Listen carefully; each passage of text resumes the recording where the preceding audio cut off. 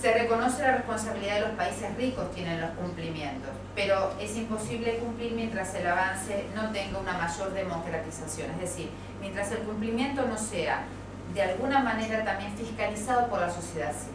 Y eso es muy importante que lo tengamos presente, que es algo que se nos desdibuja, porque a nadie se nos ocurriría ir a pensar si podemos fiscalizar nosotros semejante movida, pero sí se puede, o sea, se debería poder hacerlo.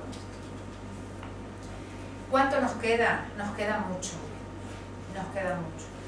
Nos queda apostar por la educación infantil, que todavía está estancada, educación primaria universal, que no está todavía garantizada. Hay 75 millones de niños y niñas sin escolarizar y 89 países que todavía siguen cobrando tasa de escolarización para poder escolarizar a los niños.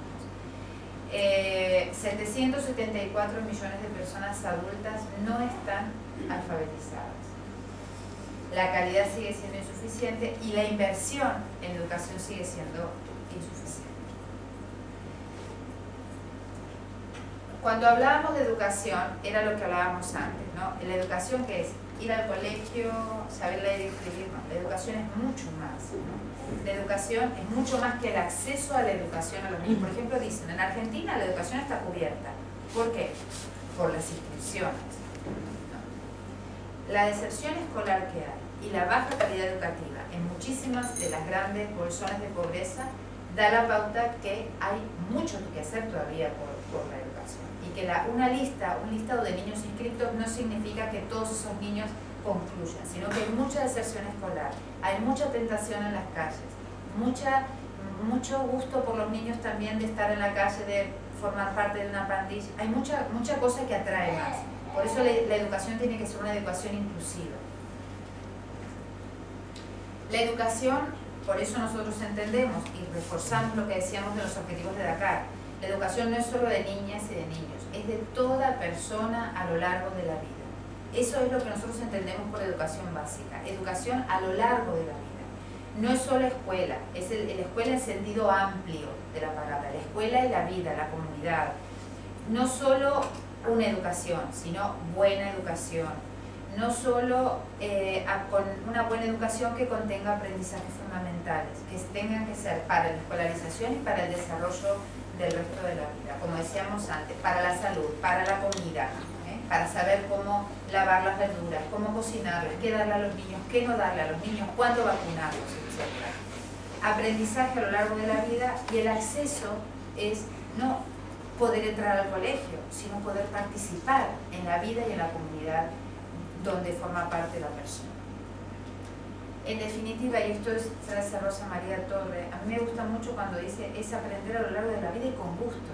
Esto es muy de América Latina, ¿sí? Con gusto. Con gusto, no la fuerza, con gusto, ¿no? Y luego para mejorar la vida propia, la de la familia, la del país, ¿no? La de la propia comunidad. Todo esto yo se lo puedo dejar a Carlos para que luego, si queréis copiar, sacar los datos, están todos. Entonces, son los conocimientos y valores, la educación hay un informe de la Comisión del Oro que ya tiene unos cuantos años, pero es muy lindo porque está basado en el aprender, ¿no? No es solo aprender a leer, aprender a escribir, sino aprender a ser persona, aprender a conocer, aprender a hacer, ¿no? Aprender a cambiar, aprender a convivir. Todas estas son cualidades que se fomentan en un ámbito educativo, pero no solamente con los profesores, sino con los padres, con la comunidad entera educativa. Por eso es una educación que tiene que ser inclusiva de toda la comunidad. Fe y Alegría trabaja en el sur tratando de hacer comunidades educativas, no colegios de espalda a la comunidad. Un colegio que nace de espalda a la comunidad es un colegio no querido por la comunidad. Entonces, si la comunidad no se empodera de ese colegio, el colegio no da resultado. Cuesta mucho trabajar con los papás si no están dentro del colegio, ¿no? Los papás los fines de semana van a trabajar al colegio, a arreglar la luz, a pintar, a construirlo si hace falta. Empiezan como aquí, ¿no? Sí. Igualito. Bueno, hay que trabajar para eso. Hay que involucrar mucho. Hay que trabajar. A ver, dinos tú porque tú estás aquí un tiempo ya, ella está viviendo en Europa, ¿Cómo pueden movilizar, por ejemplo, una escuela que los papás no acuden ni incluso para ver las notas que sus hijos los llama el tutor? A ver, yo tengo un poco una teoría, pero es mía. Bien, si es buena, no lo sé, no. Digo que esas cosas pasan muchas veces porque hasta ahora que se ha venido una crisis muy intensa, muy desestabilizante, la gente estaba muy acomodada, tenía todo bastante atado, vamos a decir, en líneas generales, ¿no? Entonces, el problema es cuando no hay medios materiales y el colegio se viene abajo. Cuando no hay medios materiales y el colegio se viene abajo, hay que salir a pintar. Yo estudié en un colegio público de clase media, o sea, mi papá universitario, pero un colegio público. Mis papás eligieron para mí un colegio público. Y una vez vimos que el aula nuestra estaba súper descascarada, todas se nos venía, o sea, y fuimos a pedir, éramos 4, así, teníamos 13 años, y fuimos a pedir permiso a la rectoría para pintar el aula. Y yo fui y pedí a mi papá que me trajera de la fábrica, que tiene de fábrica de estructura metálica, la pintura. Y mi papá me trajo la pintura y 4, pero que éramos 4 enanas, nos pusimos con los rodillos que no llegábamos a pintar la pared y salimos en el periódico del colegio, claro, porque éramos 4 enanas que se nos ocurrió eso, que yo ni sé cómo mi papá en ese momento y por aquellos años me siguió la corriente de lo que yo le decía, ¿no? Pero el colegio no disponía de dinero, aunque estaba en plena capital federal, un colegio con mucha historia, pero no tenía dinero para pintar el aula, y nosotros vimos que hacía falta pintar el aula. O sea, yo creo que el tema pasa también porque si no hay dinero para hacerlo, hay que hacerlo de alguna manera. Entonces es la manera de movilizar. Yo tengo una foto que ahora, sí, bueno, tengo portátil, pero dice de Perú, ahora en el año 2008, día domingo, día de padres, traer picos, palas, carretillas, porque tenemos que sacar todas las piedras que están en el fondo del jardín, porque ahí hay que hacer un huerto. O sea, yo creo que en realidad el tema está en que los papás también participen mucho del colegio, de la vida del colegio. Primero los profesores, bien, que no se limiten solo al clase, sueldo y al horario, y cuando termina se marchan. Tienen que empezar. A mí alguien una vez me dijo, lo que pasa es que existe la vocación con V y la vocación con B. Muy bien. Vale. Entonces, los que tenemos un poco la vocación con V, a mí me gusta decir V porque para mí es B corta y B larga, pero bueno, B corta y B larga. Los que tenemos la vocación con V, no nos es complicado pensar en esto, pero lo que pasa es que, claro, hay circunstancias y circunstancias también en la vida que hace que la gente a veces vaya, ¿no?, solamente por el salario, porque tiene otros compromisos o porque tiene otras historias, y otras veces también podemos darnos un lujo de poner mucho más, ¿no?, porque todo esto tiene también una cuestión de sentirlo o no sentirlo, ¿no? Es una sensibilidad, como un médico, ¿no?, como alguien que lo quiere o no lo quiere. Pero yo creo que esa es la manera.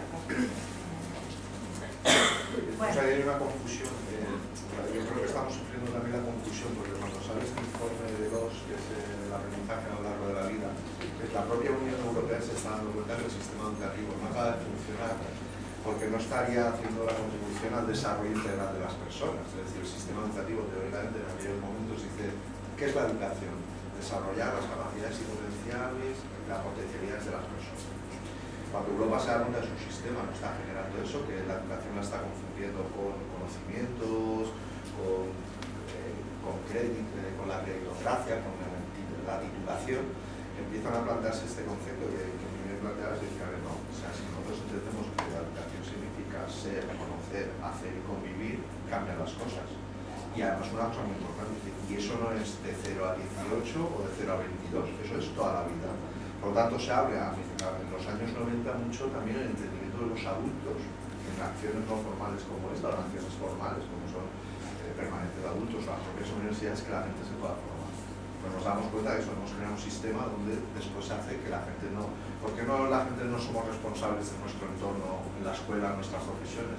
Porque posiblemente no hemos sabido o aprender a convivir o a hacer, o sea, este informe, o ASER simplemente ha sido este informe enseñarles conceptos para sacar buenas notas. En efecto. Y por esa confusión está muy bien. Problema de valores también.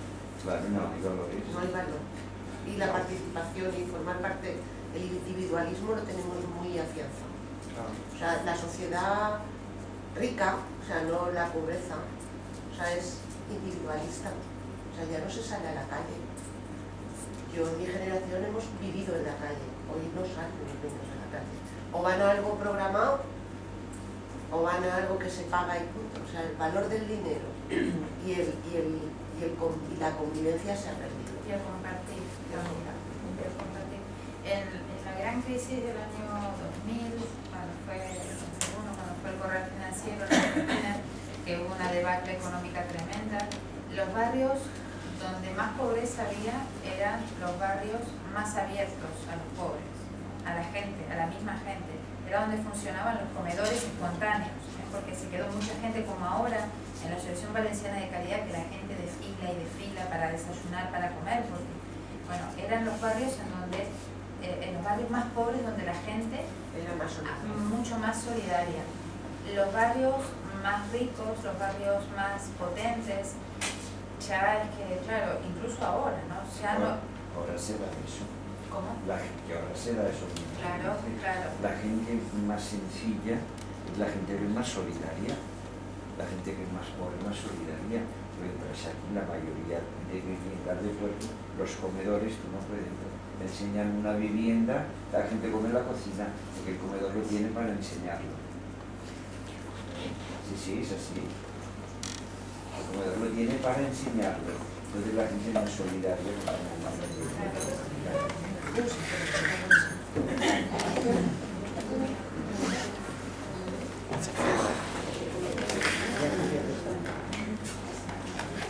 Bueno, y continuando un poquito ya para concluir, porque vamos a terminar con un mensaje de esperanza.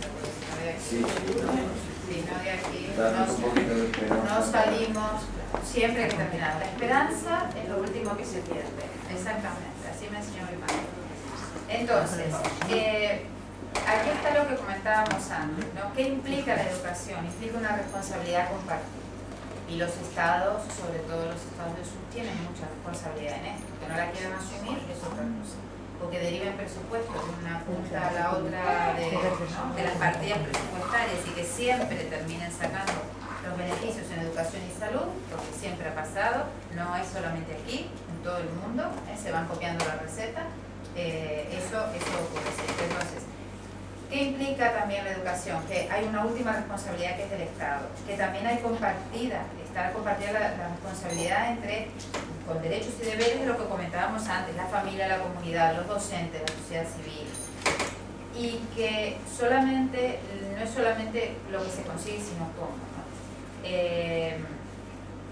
Nosotros decimos cuando hacemos formación de voluntariado, comentamos a nuestros voluntarios que hay que quitarse de la idea, de la cabeza, la idea de que el mundo es así y que el mundo es así, como está así, es así. No, el mundo está construido de esta manera y nosotros tenemos que ser capaces de hacerle entender a la gente que se puede cambiar la realidad, no como elefante en cacharrería, pero poco a poco, gestionando igualdades, relaciones de poder que sean un poco más igualitarias y no tan desproporcionadas.